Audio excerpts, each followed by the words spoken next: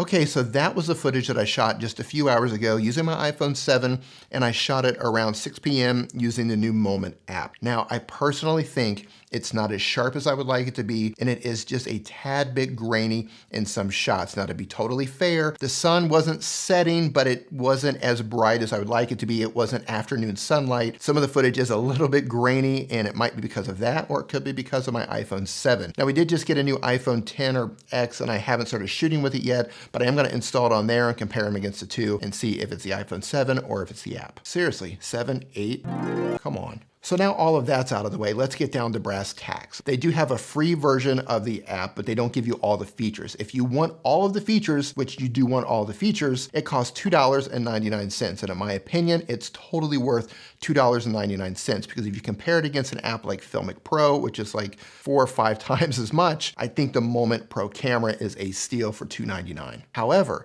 if you already have manual controls on your phone, if you already have Filmic Pro, or you just like to turn on and shoot in auto, well then this app probably isn't for you, and no, you don't need it. But if you don't already have an app that allows you to shoot with manual controls and your phone doesn't have manual controls, for $2.99, you should really look into this app. So let me dive in and show you some of the features of this app. So when you first open up the app, you're going to be able to choose on the bottom right-hand corner between photos and videos. To get started, we're going to start on video. Now, as you move across the bottom, you're going to see the little swirly arrows. If you tap on that, that's going to turn on your front-facing camera. The red circle here, that's the record button, and the little sliders you see on the left of that, that opens up your settings. And if you open up your settings, and for iPhone users, you're gonna see 3D shutter here, and that's simply gonna allow you to long press or force press and use some of the features with that. The histogram, you can turn that on or off, and that's just another way to look at your exposure. And if you wanna geotag your content, you can turn on your location. Now I'm looking at this on my iPhone, so you're gonna be able to see the high efficiency HEIF, or the compatible JPG option. And for video, you're gonna see high efficiency HEVC or most compatible H.264. Now for video, I do shoot in H.264, but for photos, I shoot in RAW because it's an uncompressed format and it gives you the most flexibility if you wanna do some manipulation to the photo later or color correction or exposure correction. So moving up just right above those controls, you're gonna see an S, that's your shutter. If you tap on that, it's gonna open up the little slider. You can put your thumb on there, move it to the left or right. It's gonna adjust your shutter speed. Go to the right of that, it's gonna adjust your ISO. And you're gonna notice as you move it, and a little line, a little white line there shows up underneath it, either on shutter or ISO. That means that it's locked. So once it's locked into place, you can move it and you don't have to worry about it. To the right of that is EV. Now EV is kind of like an auto. It's going to choose the best settings for you, but you can still move it to the left or to the right to manually control it if you're just kind of out and you want to run and gun. To the right of that is autofocus, which is pretty self-explanatory. However, it does have some focusing features that you can tap on the screen and use, just like your native video recorder. However, if you double tap on them, it will separate and you can use exposure in one bubble and focus in another. To the right of that is auto white balance. And if you put your thumb there and scroll to the left or to the right, you're going to see the numbers up there next to white balance, and that's going to be the Kelvin scale. If you want to go out and shoot in the daylight, the Kelvin scale for that is 5600. If you want it a little bit warmer, bump it up a notch or two. Now, going to the top of the screen on the top left, you're going to see a little grid. You can tap on that and it's going to change the type of grid that you can have, including a square in case you want to shoot for Instagram. I personally don't know why you'd want to shoot for Instagram this way because you can crop it there. However, it is kind of good to have it there if you want to frame it to make sure that when you do go to crop it later, that it is going to fit. Next to that, moving to the right, is your flash. Next to that is your stabilization. Now, if there's no stabilization on, you will not see an A. If the A is showing, that means that stabilization is turned on, and their stabilization feature is actually really good. Moving next to that is your resolution. You can shoot in 720p, 1080p, or 4K.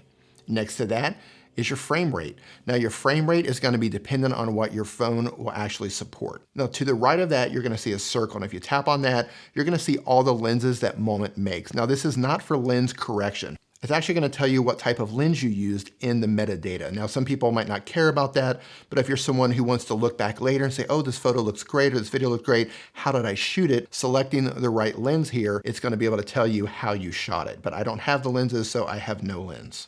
So now let's go to the bottom right and tap on that video camera, and let's open the photo features. Now everything you see along the bottom works exactly the same, just like it does for the video features, so we don't need to go over that again. But if you go to the top, there are two more additional features here. One of them is in the middle. It's a little timer. This is going to give you a countdown of either 3 seconds or 10 seconds. And each time you take a photo using one of these settings, it's going to take 3 photos. To the right of that, you're going to see JPG. And if you tap on it, it's going to change to TIFF. And if you tap on it again, it's going to change to RAW. And then to the right of that is the lens setting, which works just like the video. Thank you so much for watching. I do appreciate it. If this is your first time here, be sure to hit that subscribe button followed by the notification bell so you don't miss anything and you can continue to learn how to master your mobile. And I will see you in the next video.